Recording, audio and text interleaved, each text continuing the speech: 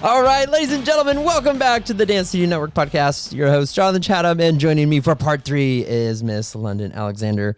Thank you again. We had to do it. Yeah, we did. I was like, there's too much. There's too much here. I love for these parents to hear just more and more of, your story. Mm-hmm. So, gosh, you're dancing all around the country now. You're teaching, performing, you're doing gig work, you're doing a little bit of everything, and you're going back to New York. Yeah, headed back to NYC. Headed back to the Big Apple.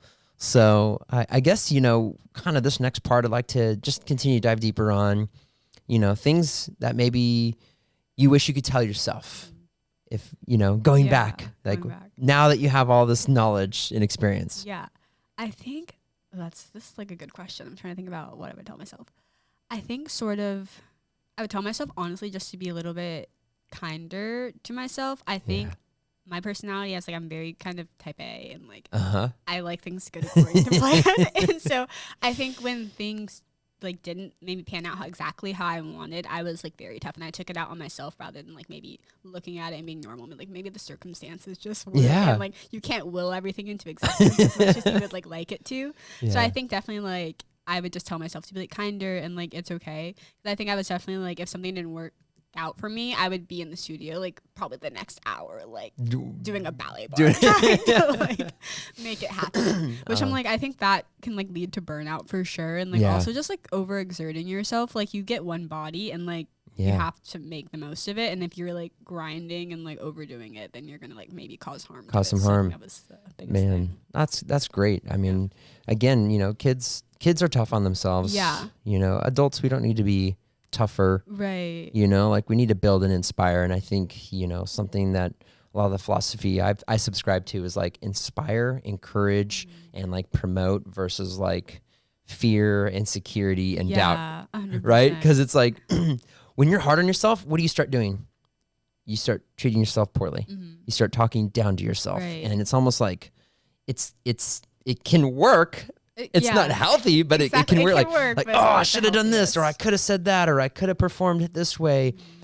But instead, getting it back to you said, this is your choose your own adventure experience. So, okay, you didn't get that thing you wanted at 14, right? But what's stopping you from achieving it by the time you're 15? Yeah, I think that's definitely the biggest thing, and I think also something for me that helped was looking at other people I looked up to, stories, and seeing maybe because I think I was really I think this could also be a social media thing. Okay. When you grow up with it, you're seeing everyone accomplish everything all the time. It's just the highlight reel. Yeah. And so I think you start thinking it's normal to maybe book I mean, for some people it is, but book a company job at 16 and immediately start working. And when you reach that age, you're I didn't need to be in that space when I was 16. I need to be at prom. And so I think that definitely helped me with certain things. And even now, I'll be really stressed out. I'm I need to be doing this. And then I look at people I grew up adoring, and they didn't join their first company until they were 32. Wow. And so I think that can definitely be an eye opener. I think especially for my generation, Gen Z and younger, is because we're I think we just grew up seeing sort of this expedited timeline of everything, and I'm that's not normal. Things take time, and you're okay. I think that's the biggest thing is I think everything works out the way it's supposed to, and it can be really frustrating, but I think if you give yourself grace and maybe look at other people's stories to maybe help see it in context, I think honestly is the biggest thing. Well, it's so hard because I mean, we're all guilty of it. You look online and you see somebody on a vacation, you're oh, it's so cool. Right. And then, you didn't know maybe it was their first one in 5 years. Exactly, yeah. But it looks awesome. They're at the beach, right. And so you never know the true inner workings of that story. And like you said, it's a highlight reel. Yeah.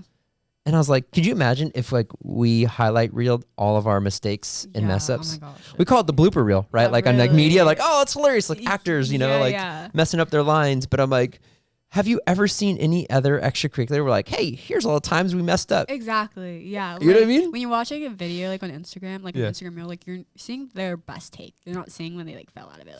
Exactly. And I know there's been it's been kind of crazy to hear these stories where you have these famous TikTok dancers and things that are highly influential on social media, but then they get hired to do a job and then they find out maybe the technique's not all there, right. Could you speak into that one a little bit? Are you okay? It's kind of dangerous waters. Like, let me like tread lightly. I think, obviously, I think TikTok dancing is just like a different thing. Like, I love. It's entertainment. Yeah, it's so fun. I think just like, I'm like really. I'm like, what can I say? Yeah.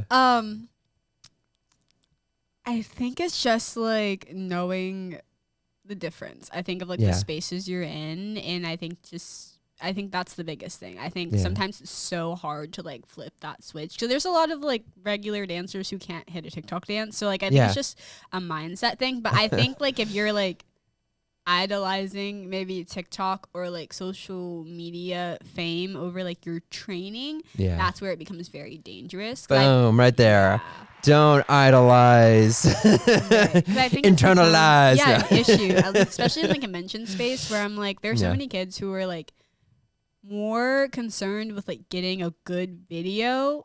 And I'm like, you don't know the choreography, so you can't get the good video. Like, that's my biggest thing. I'm like, I totally get it because I think dance now especially is like so much about self-promotion to get those jobs. Yeah. But you can't self-promote if you don't have the skills. Like, that's I'm like, you're trying to like get this. You're trying to get to the end before you. Right. I was like, you can't get a good video to post if you don't know the choreography or like you don't have the technique to back it up, because then like what you're posting isn't like the best representation of like yourself. Like just like what your consistent self is. Because again, that's that highlight reel syndrome where, you know, you showed your best take and if you were called out on a job, like, would you be able to pick up the choreo, do the dancing, and if they're a commercial gig, they're like, we're paying all these people. We're on a budget time. Yeah. So I've like read some really interesting stories, and it's just more of like help kids nowadays, Gen Z and younger, and Gen Alpha. Oh my gosh. My youngest is a Gen Alpha. So like stay real in a, you know, highlight real world. Yeah. How do you? That's a good question. I think that is. I'm like, wait, just kind of just threw right in the deep end there. Right. I think maybe like, I don't know if this is the best answer, but I think sometimes taking a step back and like doing a social media like break can be honestly really helpful, because then it gives you time to like focus on like what you're doing in the real world and like offline. Because I do think like obviously social media is so important, so I don't I think it does kind of have to be in one of the priorities. It's just part of our life now. Like nowadays, and that's like how you get jobs and like sometimes how you get agents. Like so I don't want to be like don't post, but like I think when you maybe schedule off like time, maybe like okay, I'm not gonna like go on Instagram till like after 10 a.m. or like something like little like that. I think just give, or like maybe like when I'm at the studio, I'm not gonna go like on my little breaks. I'm not gonna go on TikTok. I'm not gonna go on. You're just constantly like if you just stay like in the moment and like present and maybe like make that a priority, I think that can be like no, that's good. No, I mean there's no like official stated answer. I think like, we're learning. Like it's really scary to think like this technology is still very new, right? And like the sociological effects on children, adults, everybody, it's affecting people. Oh yeah, it's like I think my generation, it's so apparent when I like talk to people and I'm like, oh, they're not chronically online, so they don't understand what's going on. Yeah. No, and I think what's amazing is like when you can engage in eye contact or be present in the moment, and so much about artistry is that being present. And there is a need for the media. Yes. You know, we're doing it right here, you know, so like there's great avenues for it. But it sounds to me, the more people I talk to, they're like, in moderation. Yeah, I think that's the biggest thing. Because I think when you're growing up in it and you hear it and you're like, I'm fine. Yeah. And then like you will reach your breaking. Because I was definitely that chronically online. I still am. But like I was like, I don't need to take a social media break. Like I'm fine. Y'all just need to like. Until you do it and you're like, oh my gosh. Yeah, and you're like, oh wait, I did need to touch grass a little bit. Like this is wild. Yeah. I love it. No, it's good. Again, it's just kind of sharing the realities of the struggles we all face. Yeah. And you know, my biggest thing is always come back to, are you inspired or are you intimidated? Right. If you're inspired, cool, great tool. If you're intimidated, you might need to take a break. So, you know, get back to class. Yeah. Go focus on your technique. Go focus on your training. Go focus on the friends that are present with you. Right. Instead of looking for the likes of those you don't even know. That's and that's hard. Yeah. And I think no other generation has had to face that like Gen Z and, you know, older millennials. we started in it, but it's still like I don't think it had as prominent as a force as because it's true. Everybody, I mean, even like I get resumes now and it's like their links, their reels, their stuff. Like mandatory to have. And I'm like, man, it's different from the old days where it's just paper, which is cool because it does reveal. And I think seizing the opportunity, from my opinion, is like, okay, here's the tool that can, show like a glimpse of who I am. And when they meet me in person, I match who I am on film. Exactly. Yeah. It's not so like important. I'm on film really awesome and then like I'm a jerk in reality. Exactly. That would be like such a turnoff. Yeah, it really would. Like, oh, and like I remember I was at a competition once, and again I love to like congratulate dancers, and this girl did this really emotional piece, and I was like, wow. She came off the stage, she had like the tears at the end, and I bit. I thought it was real. Yeah. And I was like, oh my gosh, like, hey, great job out there. And she looks without breaking it, and she flips her hair. I know, and walks the other way, and I was like, oh, that's interesting. 14-year-old, and I'm like a grown adult. I'm like, that was interesting. Yeah, that's wild. But I was like, dang, like, so I can understand why kids get confused sometimes with mixed messaging, and but I still remember it. Yeah, no, it made me back. I was like, dang, that was rude. Like I was just, and it was like a real sweet emotional number. So I was like, oh, this is so sweet, like, wow. Just saying congratulations. And I think, again, learning that decorum. Yeah. And from a professional side, you need to have good decorum. All the time. All the time. Because you won't be able to talk to other people that way in real life. So, students, when you're in class, right? Yeah. Be kind, be considerate to your peers, be respectful to your teachers. Parents, anything you want to add to that?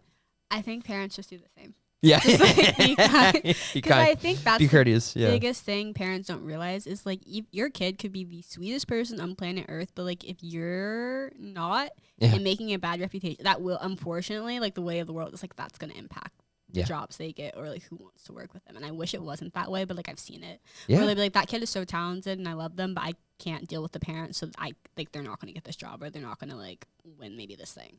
Like, yeah. Well, that's firsthand experience. So I mean, this is the hard conversations, but they need to be had. Yeah, I think it's so important because I do think that's sort of a disconnect where like it is all about your kid, but if you're like making it hard to work with your kid or maybe like fostering an environment that's like toxic, then like you're gonna affect your kid's future. Yeah, which is like awful, but like that's just how it is. This is the truth. This is why we're talking. So thanks for digging in the deep end with me.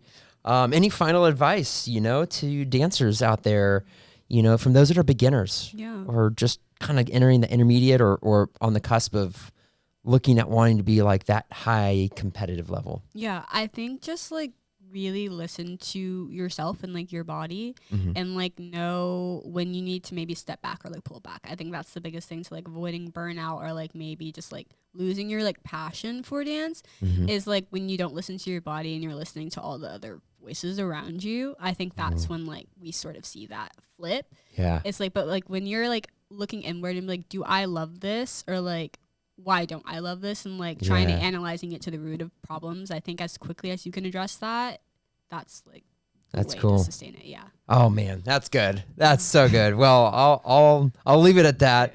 Such good advice. Thank you, Londyn. And I want to before we jump off, I want to try a new little segment. We're gonna call this Dance or Dodge. So we're gonna do some rapid fire questions to bring part 3 to a close. These are just quick ones. So you can pass or answer, or I should say you can dance or you can dodge. Okay. So are you ready? I'm ready. Okay. All right. First question. If you could only dance one style for the rest of your life, which one?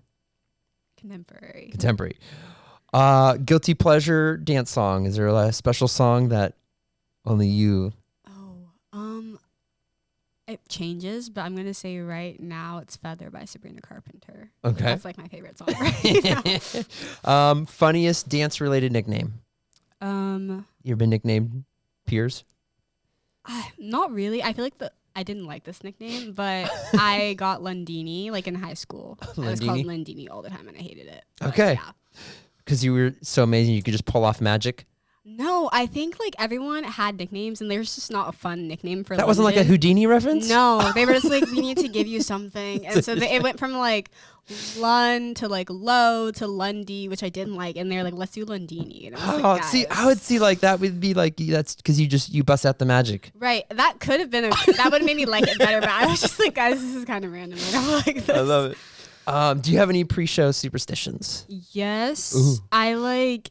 Well, I don't know if it's a superstition, but I always do like the shakeout thing where you do like 8, 8, 4, 4, 2, 2, 1, 1, 1. Okay. That's like probably my biggest thing. And then I say like a little prayer before. Okay. That's like my 2. Love it.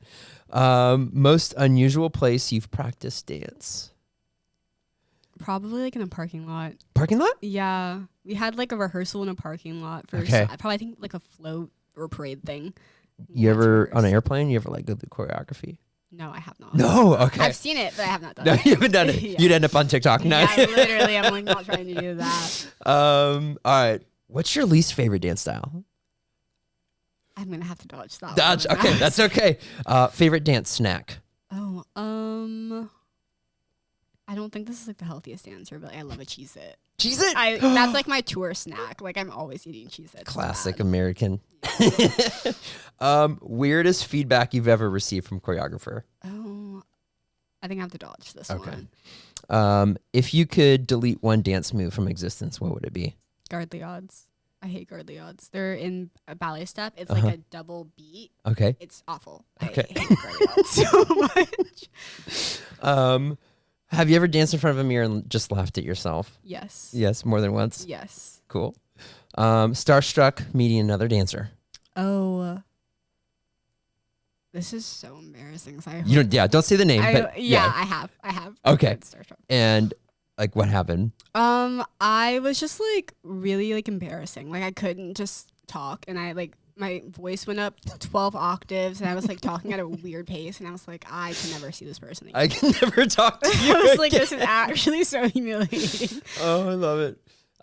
Is there any popular dance trend that you secretly dislike? I'm like really picky, so like there's a lot that I don't like. I don't know if they're like actually yes. It's this like new thing where like people do like a penguin slide. Okay, I don't think I've seen this. It was in a lot of contemporary solos. I saw it nationals. Like no shade. Like your dance was beautiful, but I was just like, why? Like they run and slide like a penguin. Yeah, like a penguin. It's really strange. I don't know where it came from, but I think we need to get rid of it. I gotta see this. You gotta. It's like actually, I was like, okay, artistic choice for sure. Don't know if it's the right one, but it's choice. Okay. Have you ever fallen asleep in the middle of a dance rehearsal? Oh no, not in rehearsal. Never. No, never. Love it. Weirdest warm up exercise you've ever done? I don't think I've had too many like strange ones. Yeah, no. Pretty solid. Okay. A song that you absolutely refuse to dance to, something that's just like burnout. That you're like, The Bitter Earth.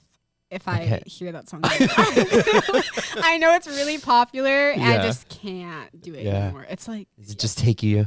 It's just like I've heard it too. It's been popular since I was 9 years old. I'm 25 now. We gotta find a new song. We have to find a new song. If you had to choreograph a dance routine inspired by your favorite food, what would it be, or what would it look like? Probably like a lot of waves, because my favorite food is bacon. So I think it would just be very like wavy, a little crispy, or do you like the maybe like a few? Oh, I like crispy. Yes, I like crispy thank you. Bacon. Okay, approved. Gross. If you had a dance move you secretly wish would come back into style. Oh, I think this is gonna be controversial, but I want us to bring back turns on releve. I feel like it's a lot of promenades nowadays, and I know like the releve turns still exist, but like in choreography it doesn't happen. It's like turning on a flat foot, which I think is great. Yeah. I'm like not trying to like start anything. Challenge out there. Let's see who brings it back releve. Love please. I love it. Okay, and if you could have any non-human creature as a dance partner, what would it be and why?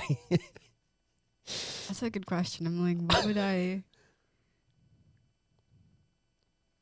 Maybe like an octopus or something, because I feel like you could do some really cool partnering and like weaving like in a negative space. I think it could really eat. That's a great answer. Yeah. I don't know. I was curious to see if I'm thinking that could be kind of fun to like That'd be fun. Yeah. Last not least, favorite candy. Oh, Reese's Pieces. Reese's Pieces. I love it. Well, I feel like we've been chewing on several pieces of information with you today. So thanks for stopping by, Miss Londyn. So much fun. Oh my gosh. There's so much more. We have to do some more later. For sure. But ladies and gentlemen, thank you for joining us today on the Dance Studio Network podcast. I'm your host, Jonathan Chatham, and dancing side with me today is Miss Londyn. Check her out online if you want to see what she's up to. Right. Amazing person, both on stage and off. So thanks for being with us today. Of course. Thank you for having me. All right. Until next time, keep dancing. We'll see where it leads you. Bye-bye. Bye.